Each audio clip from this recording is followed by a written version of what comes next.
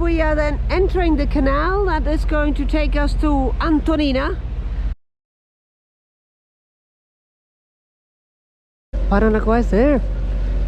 We're going to go out here on the right, and then we're going to go further down the river. I think another 3 hours. The port of Paranagua. And we came in from the side channel. We could also have gone straight on the main channel, but that's where all the tankers are. So now from here, continue. A heap of buoys. Those are southerly buoys, and I've got the green one and the red one. Another southerly buoy. That one is Galileo Galilei, which is coming back in. And also going to Antonina, and he just radioed us, asking us to get out of the way. So we went on the other side of this big one. Means that now it is empty. It's actually very interesting, seeing the same boat with a few hours apart. One empty, one's full. So now the Galileo Galilei stopped, and it looks like it takes down a dredging thingy, kind of a big vacuum cleaner.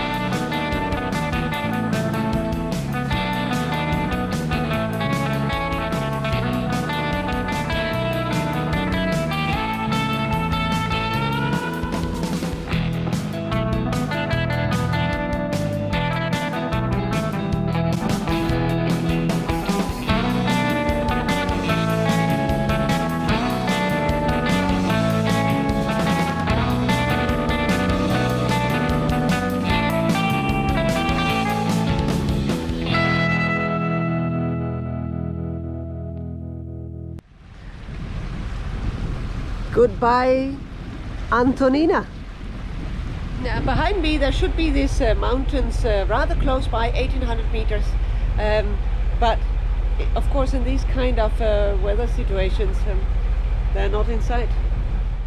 So this is the old harbor, the one that Joshua Slalom visited in 1850, so almost 150 years ago.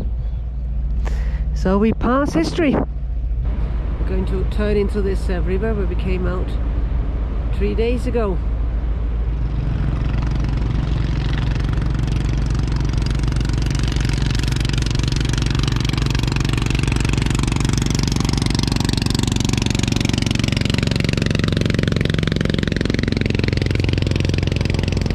We tied up to this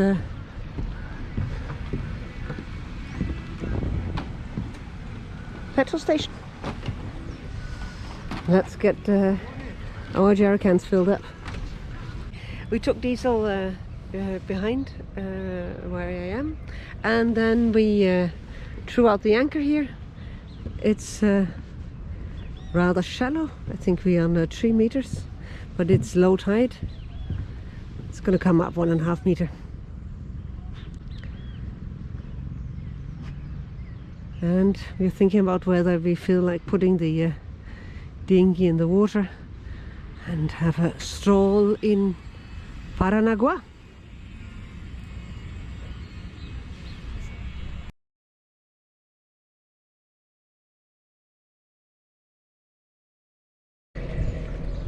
An exciting day. People told me about this Canal de Varadouro, and I thought that would be fun. Try to take advantage of that the cat is not more than 1 meter deep. Let's do the canal and see what happens. So goodbye Paranagua. We didn't even... So according to our tidal salt. It should be low water now, which yeah, looks about right. Can't imagine it be much lower. There's one green buoy here, and then the next green buoy is there. And as you can see, I've got a sandbank between the two green buoys. So I've got a red beacon here. So I go between the red beacon and the green beacon, but the green ones are on the inside of the curve.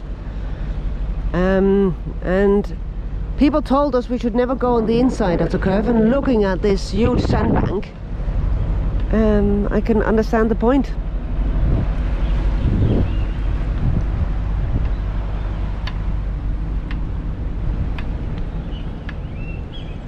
So this was the inside corner there, but now it's the outside corner here. So we really have to move across the canal.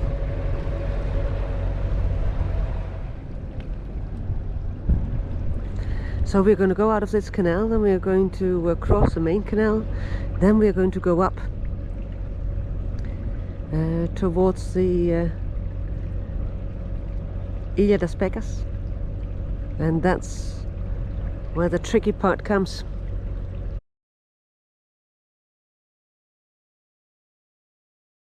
We are about to turn into our canal. And as you can see, it is green on my electronic chart. But a kind sailor has put these virtual buoys that we should try to follow. There we go, making our way on the green. So that's the entrance of the canal. The little village.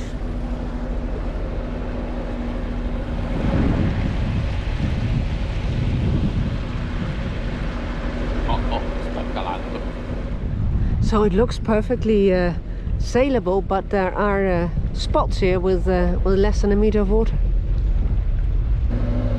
It said somewhere that the black ones, they are undeepness, but we couldn't really believe it, so we kind of tried. And yes, here it was indeed 1 meter 80, so we very fast went back to following our white ones. We just realized that if we put it on satellite image, we can actually see the shallow parts, and they are indeed indicated by these virtual black buoys. We're going to go up here left to go into this lake, and that is where there is, according to everybody, a great restaurant. It's really interesting that we are in this area where there are no roads, so everything is done with by boat. One of the next jetties is from our restaurant.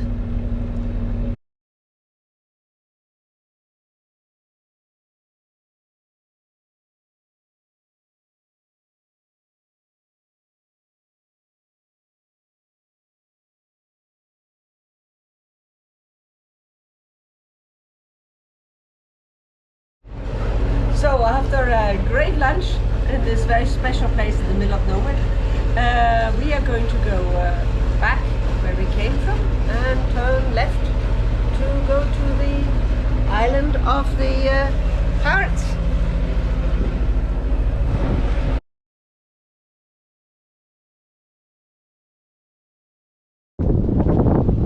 So it's Sunday morning and I am in front of my parrot island, but there are no parrots. Well, yesterday night, to be fair, there wasn't any sunset, it was all grey, so they probably didn't know when to return. And this morning, I was sleeping. We are going to slowly leave our little Jurassic Park island. And going to go for the real test, Canal do Varadouro, which is undeep as until now, but narrow as well. Hans Hutzler on Aventureiro 4, the boat that we met when coming down on sea, if you perhaps recall from that video, Rio to Porto Alegre. He did this a couple of years ago, and his son wrote a nice little book that we purchased in Porto Alegre, and is actually our guide for the area, and that's also why we went to the restaurant yesterday. And I WhatsApped him, and he said it's gonna be fine. So I thought, if the Outremer 51 can do it, so can we. Let's hope so, at least. That's it. We are officially sailing on land, according to Seamap. As you see, we're perfectly in the middle of the canal. And here I have my Navionics route. That's where we had lunch. This is the island of the parrots. Let's see how far we're going to go today. Fabio's really hugging the mangroves. Always taking the outside curve.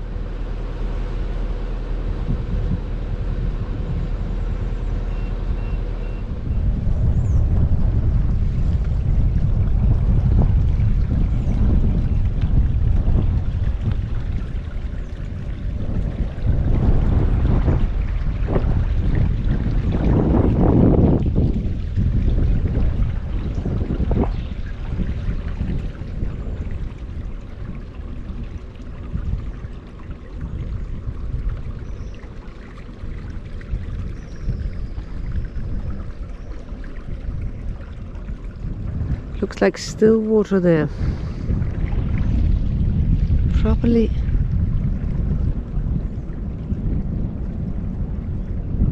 not a lot.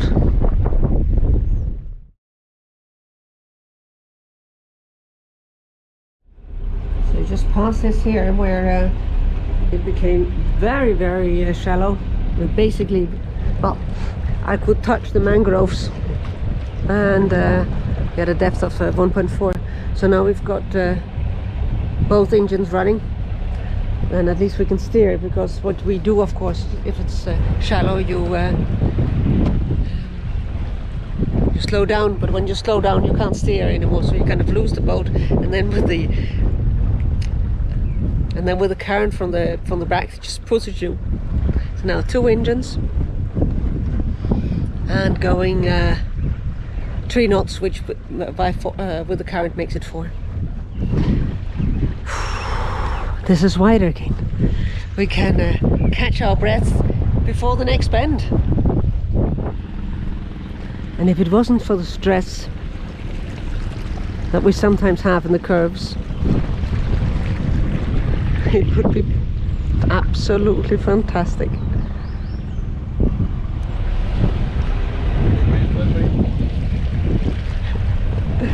It really is beautiful. This Mate Atlantico. Uh-oh, we've got a boat coming. These typical double enders with a very noisy inboard.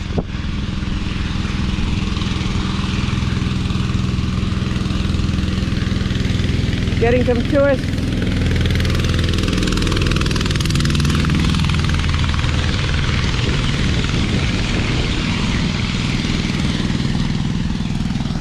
And I've got an S coming up.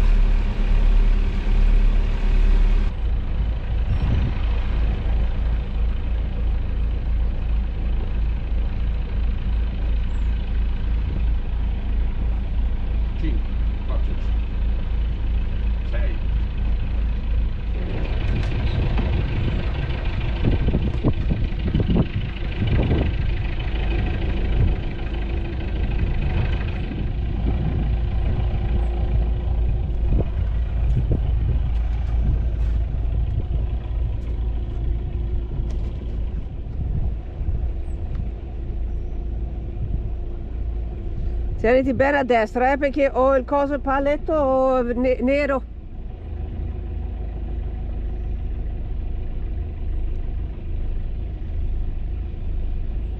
8 metri, 9 metri. Oh, we are 8-9 meters. That hasn't happened for ever, I think. You know, when you're in the mountains, you're going up the mountains and you've got these tornanti, these 360 degrees turns. Well, I don't like them in the mountains, and I think I'm going to like it even less on the water. It's coming up.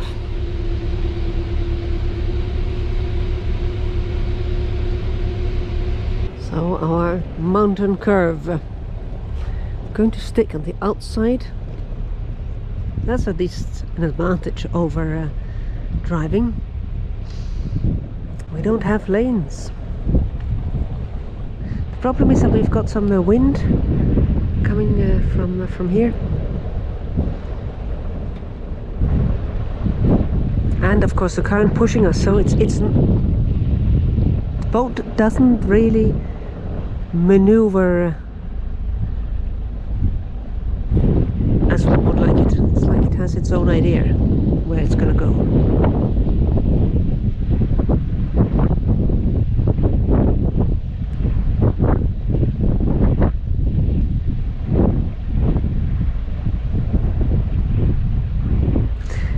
The mangrove palm trees. Tide is high, and the lowest we've seen until now is 1.6 meter. Which, given the fact that we have got a tide of a meter at least, meant that we wouldn't have passed at low tide. And here is the point that we're turning about.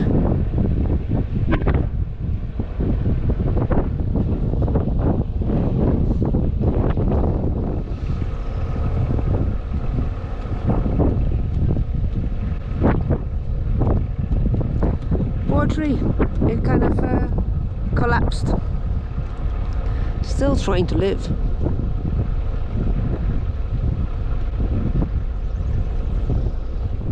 Atlantic rainforest, as it's known in Brazil.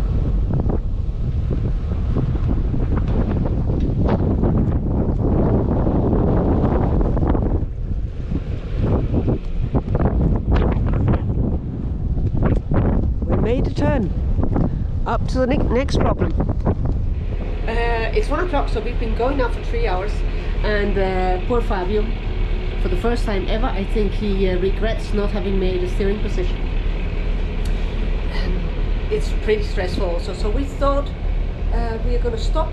There is a town coming in, up Ariri.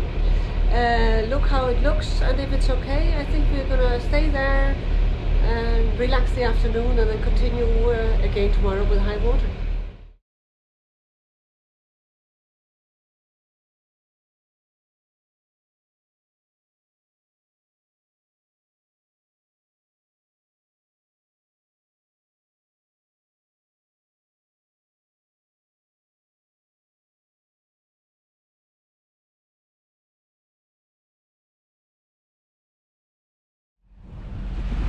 So it's time to continue. Behind me is Ariri that we just left.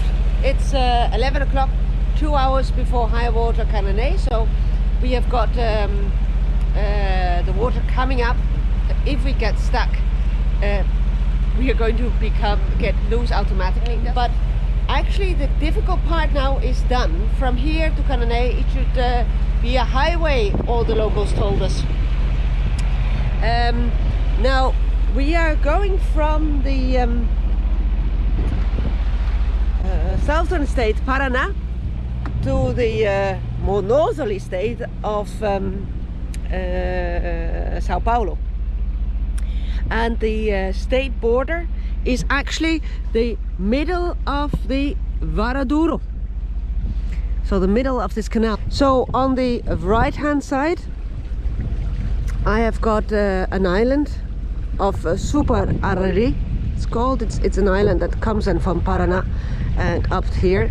And here on the north side, I've got the mainland and the state of Sao Paulo. Now, where we just came from, Ariri, is on the north side, so that is in the state of Sao Paulo. And that is a village that was created 100 years ago. Because what happened, there was a dispute between Paraná and Sao Paulo about where the border should go.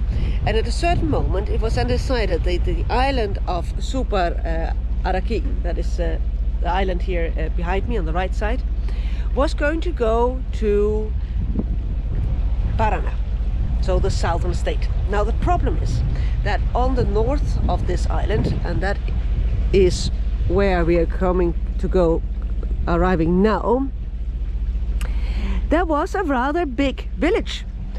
And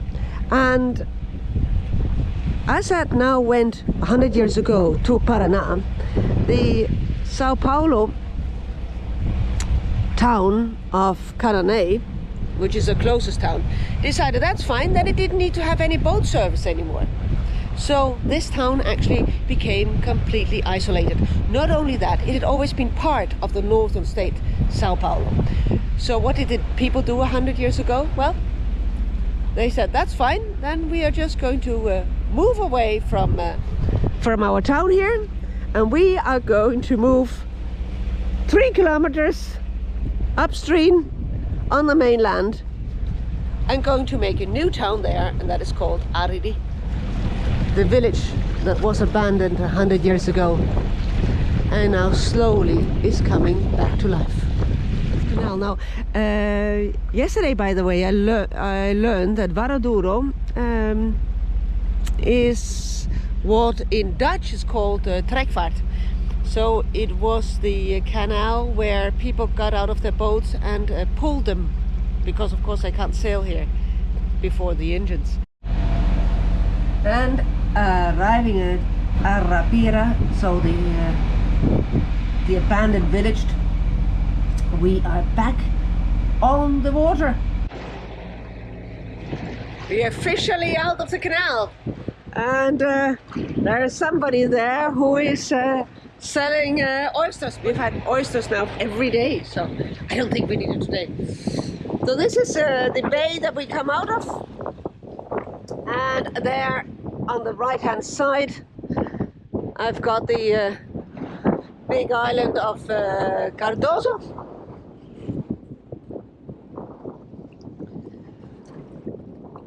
So we are going to go basically to the exit